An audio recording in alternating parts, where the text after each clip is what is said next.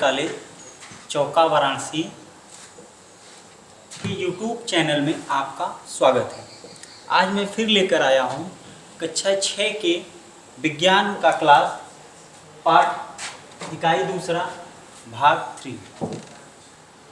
इकाई दूसरा में भाग 3 में हम पदार्थ एवं पदार्थ के समूह के पर चर्चा करेंगे, जिसमें हम आप लोगों को विभिन्न लक्षणों के आधार पर पदार्थ के वर्गीकरण पर चर्चा किए थे। जिसमें दूसरे भाग में हम आप लोगों को बताए थे पदार्थ की आवश्यकताओं के आधार पर वर्गीकरण। पदार्थ के आवश्यकताओं के आधार पर वर्गीकरण पहला पॉइंट था, जिसमें हम आप लोगों को बताए थे कि प्रत्येक पदार्थ के 3 भौतिक गुण होते हैं, जैसे ठोस, द्रव और गैस। ठोस पदार्थों के बारे में हमने बताया था, एक बार फिर से दोहरा दे रहे हैं।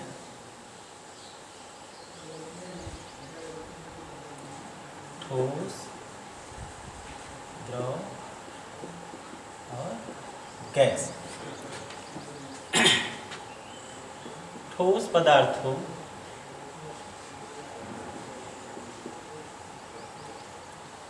की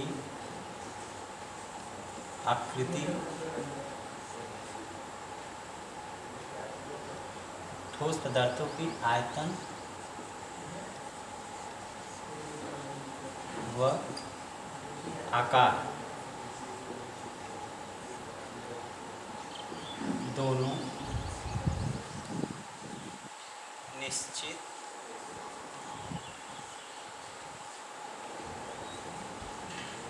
होते हैं। मेरे बच्चों, ठोस पदार्थों की आयतन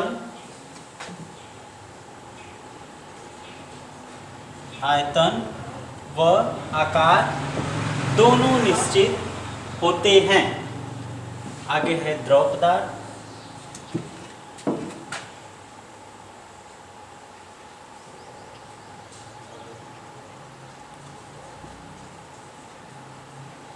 द्रव पदार्थ की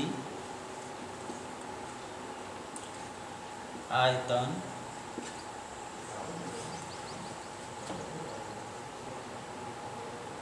निश्चित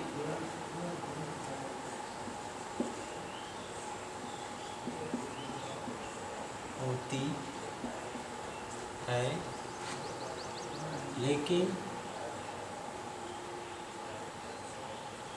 आकार अनिश्चित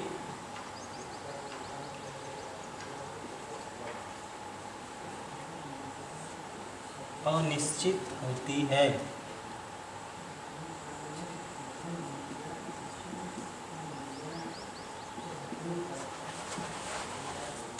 आगे है गैस पदार्थ। आप लोग इसको लिखते रहिएगा साथ में।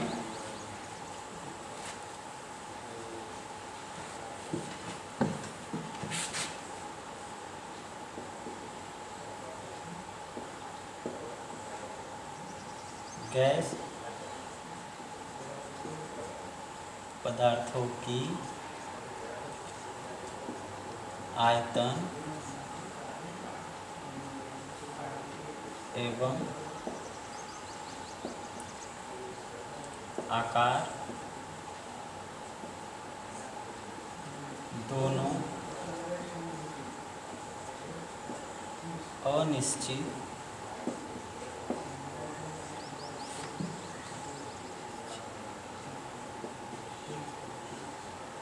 होती है।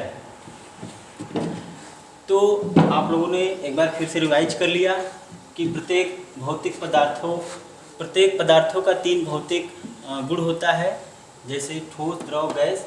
इसके बारे में मैंने पिछले वीडियो में भी बताया था, एक बार फिर से दोहरा दिया हूँ। अब आगे मैं आप लोगों को लेकर आया हूँ दूसरा टॉपिक, जल में घुलनशीलता के आधार पर पदार्थों का वर्गीकरण। जल में घुलनशीलता के आधार पर पदार्थों का वर्गीकरण।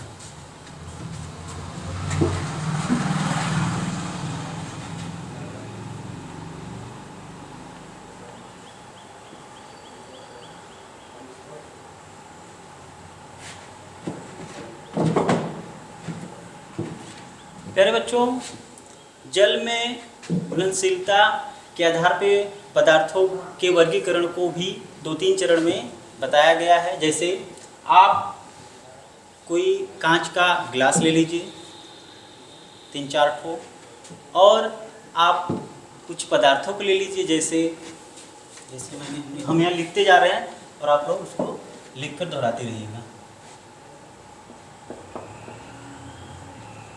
कांच का गिलास और कुछ पदार्थ जैसे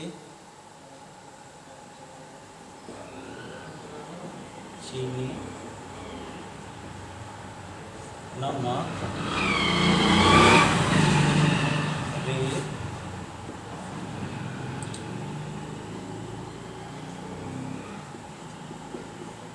लकड़ी के बुरादे,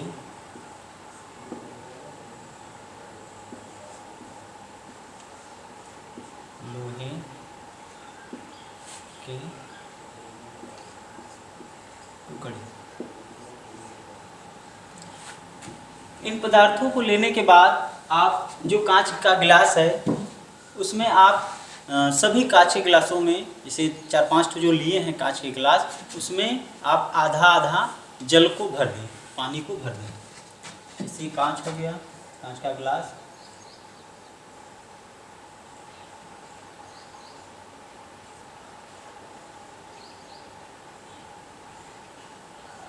अब इसे यहाँ तक जल भर दें सब में। जल भरने के बाद इसमें आप एक एक पदार्थ को एक एक गिलास में डालिए। इसमें आप चीनी डाल दीजिए, नमक,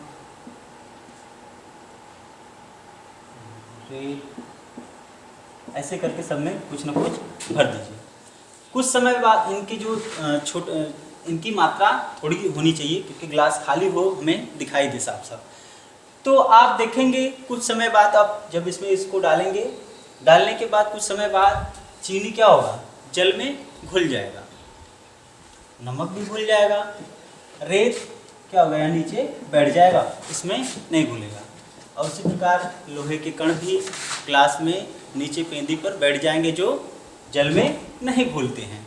तो इसके आधार पर मैं आप लोगों को इसका डिफिनेशन बताते हुए उदाहरण बताएंगे, ताकि आप लोग अच्छे से समझ में आए।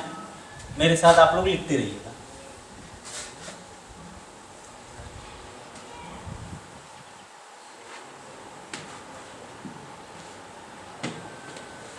किसी द्रव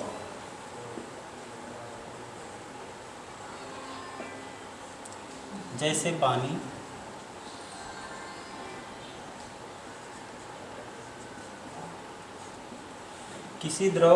पानी में घुलने वाले पदार्थ को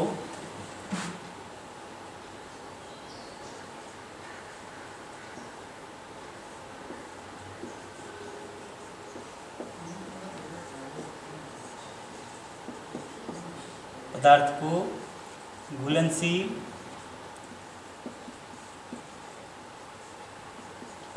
या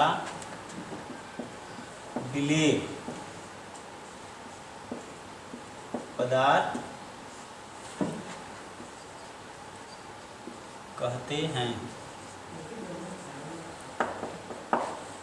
ये पहला टॉपिक आपने जाना कि किसी द्रव जैसे पानी में घुलने वाले पदार्थ को घुलनशील पदार्थ कहते हैं। यानी पानी में जो पदार्थ घुल जाते हैं उसे हम जल में घुलनशील पदार्थ कहते हैं। आगे है दूसरा,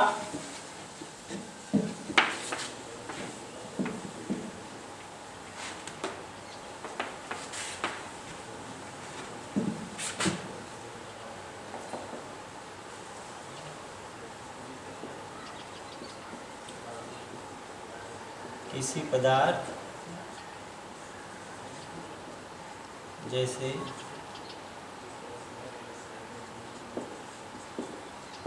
जल में अघुलनशील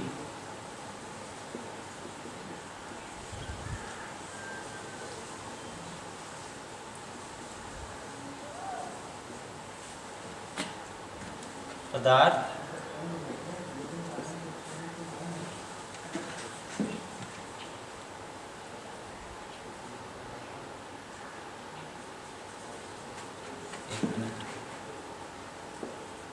न घुलने वाले पदार्थ रहेगा।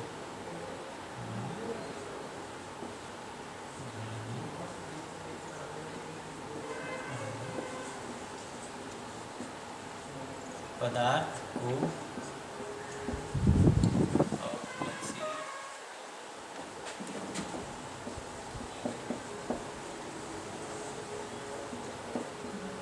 पदार्थ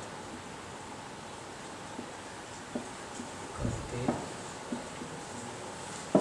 अर्थात ऐसे पदार्थ जो जल में न घुले उसे अघुलनशील पदार्थ कहते हैं या अविलेय पदार्थ कहते हैं। और कुछ ऐसे भी पदार्थ होते हैं जो एक द्रव में घुल जाते हैं लेकिन दूसरे में नहीं घुलते हैं। उसके बारे में मैं आप लोगों को बता देता हूँ। इस प्रकार, इसी प्रकार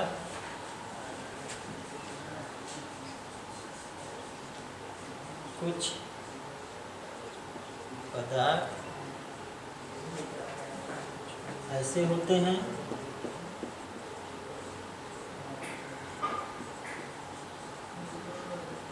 जो एक द्रव में घुलनशील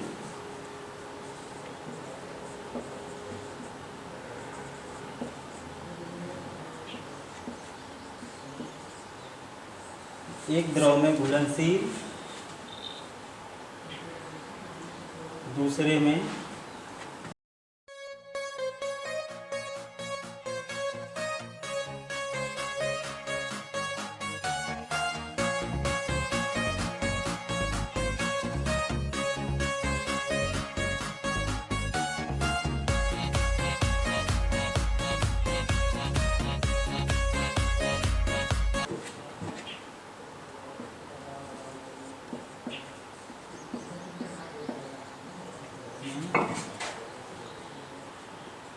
अघुलनशील।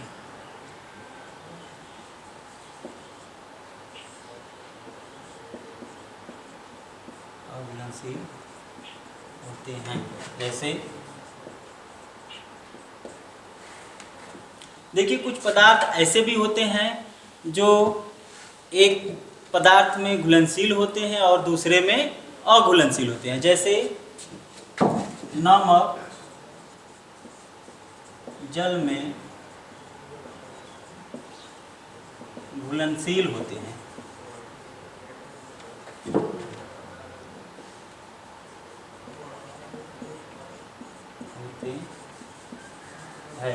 लेकिन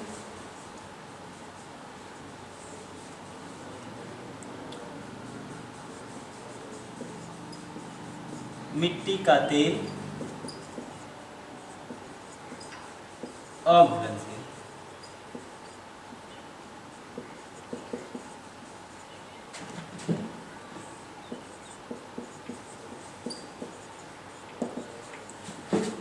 अघुलनशील होते हैं। एक बार मैं फिर से दोहरा दे रहा हूं। कुछ पदार्थ ऐसे भी होते हैं जो एक द्रव में घुलनशील होते हैं, दूसरे में अघुलनशील होते हैं। जैसे नमक जल में घुलनशील होता है, लेकिन दूसरा द्रव मिट्टी का तेल, मिट्टी का तेल भी एक प्रकार का द्रव है लेकिन वो जल में अघुलनशील है, यानी जल के सतहों पे ऊपर तैरता रहता है। तो बातें आप लोगों को समझ में आई होंगी। अब मैं आगे इस प्रक्रिया के अंतर्गत हम कह सकते हैं कि घुलनशीलता के आधार पर पदार्थ को उनके घुलने के आधार पर वर्गीकरण कर सकते हैं। जिससे कुछ पदार्थ ऐसे हैं जो घुलनशील होते हैं, कुछ पदार्थ ऐसे हैं जो अघुलनशील होते हैं, और कुछ पदार्थ ऐसे हैं जो एक पदार्थ किसी पदार्थ में घुल जाएगा और दूसरे पदार्थ में वो द्रव नहीं घुलेगा। तो तीनों बातें आप लोगों को समझ में आ गई होंगी। और आगे इसकी मैं पढ़ाऊंगा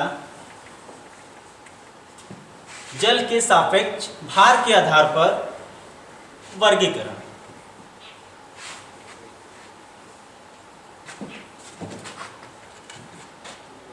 दूसरा टॉपिक कंप्लीट हुआ। आगे तीसरा है जल के सापेक्ष भार के आधार पर पदार्थों का वर्गीकरण। भार के अंतर्गत कुछ ऐसे जैसे पदार्थ हैं जो जल में तैरते रहते हैं, जल के सतहों पर ऊपर तैरते रहते हैं, तो उसकी भार क्या है, जल से हल्का है। और कुछ ऐसे पदार्थ हैं जो जल के सतहों से डूब जाते हैं, मतलब तैरते नहीं हैं, जल के अंदर डूब जाते हैं, तो उस पदार्थ को जल से भारी कहते हैं।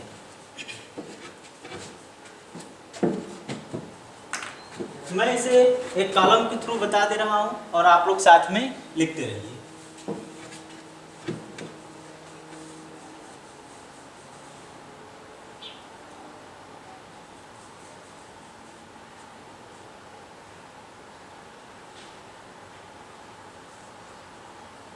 कुछ पदार्थ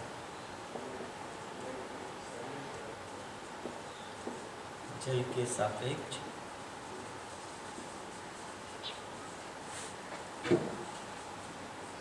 भारी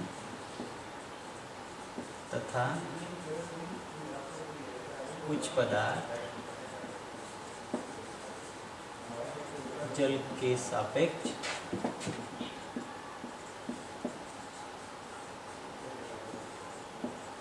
हल्के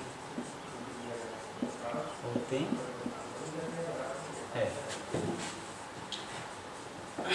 मैं यहाँ पर एक कॉलम बना दे रहा हूँ और आप लोग साथ में बनाकर लिखते रहिएगा। पहला रहेगा पदार्थ या वस्तु, दूसरा रहेगा टॉपिक तैरती है आब्लिक डूबती है।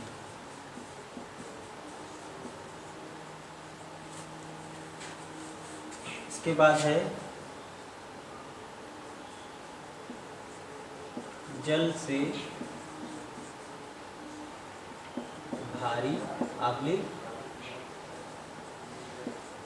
हल्की। देखिए इधर पदार्थ या वस्तु है, इधर तैरती है या डूबती है, और जल से भारी है या हल्की है। कोई पदार्थ जैसे हमने ले लिया लोहे के कील, लोहे के कील। अब लोहे के कील को किसी जल में आप डालते हैं तो क्या होता है, वो जल के सतहों से नीचे चली जाती है, यानी डूब जाती है।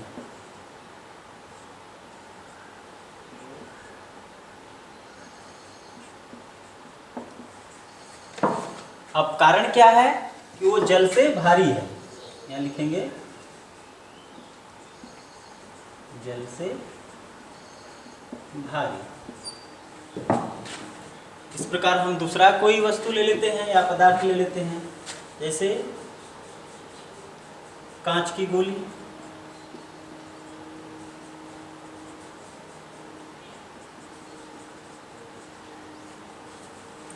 ये भी क्या होगा, डूब जाएगा।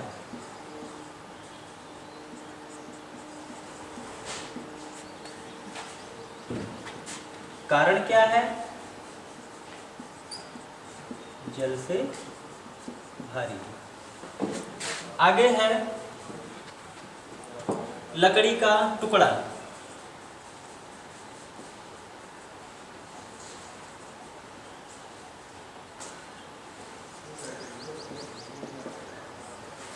लकड़ी का टुकड़ा जल से हल्का होता है, जिसके कारण जल के सतहों पे क्या होगा, तैरेगा। तो क्या रहेगा, यहाँ पे लिख देंगे तैरती है, और यहाँ लिखेंगे जल से हल्की। तो प्यारे बच्चों, आपको समझ में आया होगा। इसी प्रकार और भी एग्जाम्पल है, जैसे मिट्टी का तेल और कुछ और भी उदाहरण है, जैसे मिट्टी, कंकड़, ऐसे ऐसे बहुत सारे आपके घरेलू सामान वस्तुएं होंगे, प्लास्टिक आदि होंगे, कपड़े होंगे, उन सबको आप ऐसे ही डिफाइन कर कर अलग अलग लिख सकते हैं। यानी जो वस्तुएं पानी में डूब जाए यानी जल में डूब जाए वो जल से जो है कि भारी है, और जो पानी के सतहों पर तैरती रहे वो जल से क्या है, हल्की है। तो प्यारे बच्चों, आप लोगों को बातें समझ में आई होंगी। इस प्रकार जल के सापेक्ष भार के आधार पर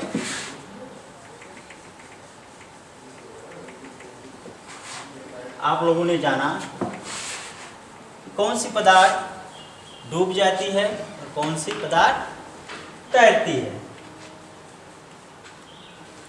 अतः हम कह सकते हैं कि जल के सापेक्ष भार के आधार पर हम पदार्थों का वर्गीकरण कर सकते हैं। और कैसे कर सकते हैं, ये भी मन में आपके प्रश्न आया होगा।